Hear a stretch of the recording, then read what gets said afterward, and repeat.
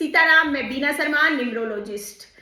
शादी के समय कई चीजें पे मैं फोकस कराती हूँ। अगर शादी का मुहूर्त निकलवाना है, शादी के डेट आपको निकलवानी है, तो क्या क्या चीजें देखनी है। आपने गुणवत्र देख लिया, ये पुरानी रेमेडी होगी। राम और सीता के भी तो बहुत अच्छे गुणवत्र मिले थे, लेकिन फिर भी वो लोग अलग रहे थे।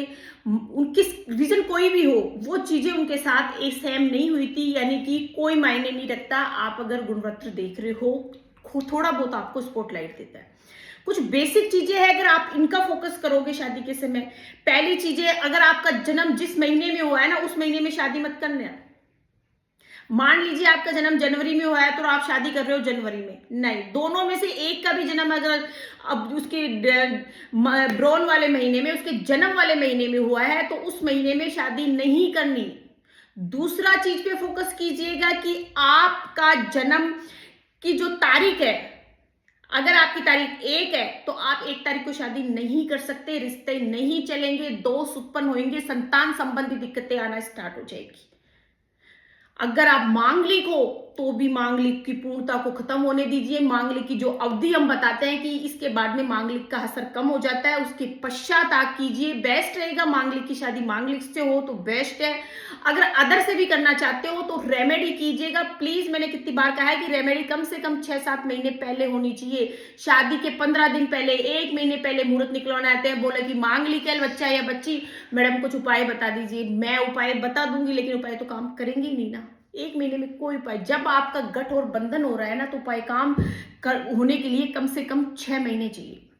1 महीने में पेन किलर नहीं है कि आपको हमने दे दी, आपका मांगलिक दोष खत्म हो गया, ऐसा कुछ भी नहीं होता। आपको कई मंदिरों के हम दर्शन कराते हैं, अभिषेक कराते हैं, हवन करवाते हैं, पूजाएं करवाते हैं। कहीं उससे पहले आपकी गठबंधन हम किसी और से करवाते हैं, जब जाके मांगलिक दोष की पूर्णता को हम बताते हैं कि अब दिक्कत नहीं आ सकती। फिर भी 99% हम बताते हैं, 1% हम खुद भी श्योर नहीं होते कि दिक्कत आएगी या नहीं है।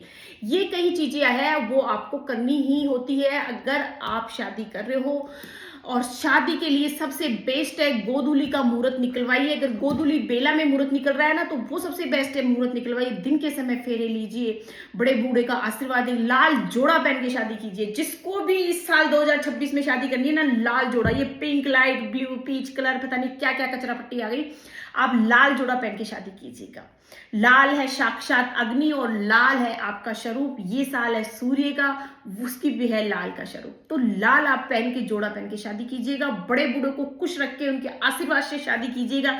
किसी भी आपके परिवार में या दूसरी फैमिली जहां आप कनेक्शन बना रहे हो, किसी भी लोग के आंख के आंसू के ऊपर से अपने फेरे मत लीजिएगा। बाकी शादी आप में रुकावट, दिक्कतें और बाधाएं डेफिनेटली आएगी। ये सब चीजें करोगे, आपको अच्छी स्पॉटलाइट मिलेगी और आपका कार्य पूर्ण होगा।